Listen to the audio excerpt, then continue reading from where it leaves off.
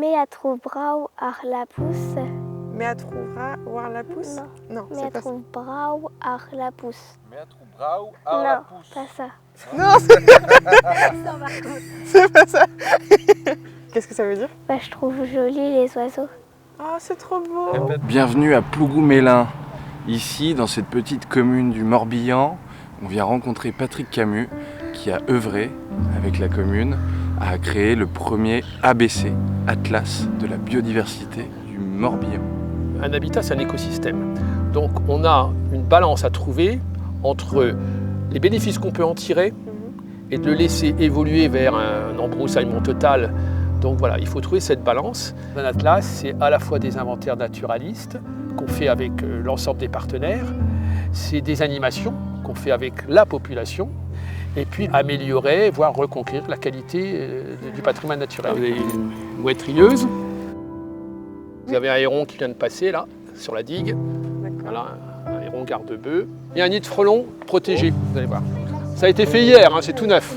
Voilà, vous les voyez rentrer, les frelons, hop, il y en a un qui vient de rentrer. Voilà. Ça se fait sur la durée, c'est pas un one-shot, comme on dit aujourd'hui en anglicisme, ça se fait sur les générations. Voilà. Je m'appelle Jeanne, je suis adjointe de direction au service jeunesse de la mairie de Plougou-Mélin. Quand Patrick nous a parlé de l'ABC, nous, ça nous a vraiment parlé parce que ça nous a permis d'ancrer nos projets au sein de quelque chose de beaucoup plus grand. Ça nous arrive de faire avec les enfants, par exemple, de la mélasse pour attirer les papillons, dans le but de les identifier.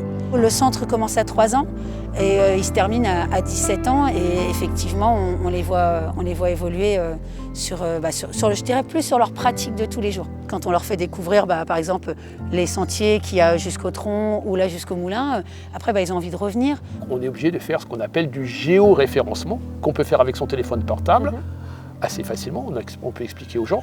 J'ai l'œil partout. Un oiseau qui passe, je vais lever la tête. Un insecte je veux le voir. Un serpent qui passe, je veux le voir aussi. Oui, on a fait des sorties vipères aussi, oui. Observation de vipères. Des sorties pour observer les sauterelles vertes et les menthes religieuses. On a une collection de photos de sauterelles vertes et de menthes religieuses impressionnante. Il m'apprend des choses sur les animaux, je lui apprends des choses sur les plantes. Ça fait 3 ans que vous comptez? À peu près, ouais. Vous référencez les hirondelles à partir de quelle date? C'est au mois de mars qu'elles arrivent. Je lui ai donné la date d'arrivée, mais je me rappelle plus. J'ai pas noté. Petit geste du quotidien, ils vont prendre contact avec l'adresse abc@plougoumelin.fr, nous communiquer des informations, des observations, des questions. Des photos. Et là, des photos, des documents. Et à partir de là, on nourrit une base de données que l'on entretient et qui permet d'avoir une très bonne connaissance. Et ensuite, ces bases-là, elles ne restent pas confinées à la commune, elles vont partir sur un référentiel qui peut être celui du parc naturel régional Golfe du Morbihan et bien sûr à la région, voire à l'État, voire à l'Europe. Toutes ces données sont faites pour être mises en commun. Il y a des découvertes qui sont assez fabuleuses. On est la seule station où il y a un petit loir qui s'appelle le Léraud, qui est un loir avec un masque de cambrioleur. On l'a découvert à Plougou-Mélin, alors qu'on pensait qu'il avait disparu. Il y a des espèces que tu préfères? Oui. Lesquelles? J'aime bien les grettes. Est-ce que c'est pas ça qu'on voit là-bas? Si. Si, c'est ça, hein. Oui, c'est joli. Et là, elle court. On parle beaucoup de développement durable, Oui.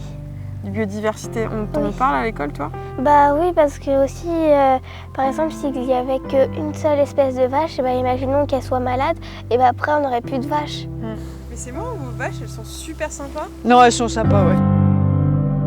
Aujourd'hui, on a de la demande qui vient d'autres communes. Et on leur explique comment on a procédé, quelles sont les difficultés que l'on rencontre, et à chacun d'adapter après son projet.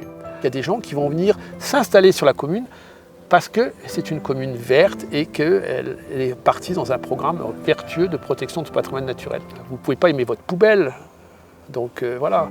Donc il faut effectivement maintenir un territoire et son patrimoine naturel comme son patrimoine bâti en bon état, tout simplement.